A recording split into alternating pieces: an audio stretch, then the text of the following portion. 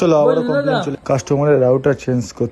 চলো বেরিয়ে পড়া যাক। আর কি করা যাবে, চলো ল্যাপটপের ব্যাগটা কোথায় গো? চলো বেরিয়ে পড়লাম, দেখি তোমরা দেখতেই পাচ্ছ অফিস থেকে বেরিয়ে পড়লাম, চলে আসলাম আমার কাস্টমারের বাড়িতে।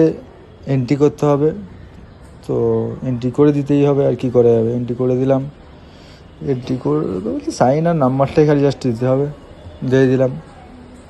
সাইন করে দিলাম, সাইনটা দেখতে পাচ্ছ বন্ধুরা।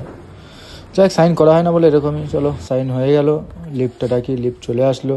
লিফটে কীরকম ওয়াইফাই রাউটার দেখেছো অবশ্যই বলবে কমেন্টে। চলো রাউটার কনফিগার হয়ে গেল, ইবলাই। চলো কেমন স্পিডটা আসে দেখি, স্পিড টেস্ট করছি। চলো দেখতেই পাচ্ছ তোমরা 150 mbps স্পিড, 172, 73, 150ই দাঁড়াবে, 150তে আসবে। ডাউনলোড স্পিড হচ্ছে কাস্টমার এমবিপিএস 150 mbps স্পিড, 150ই আছে, 156 উঠছে দেখো। চলো এবার আপলোডটা দেখি, আপলোডও ঠিকই আছে। চলো সব ঠিকঠাক, আবার অফিস যাওয়া যাক।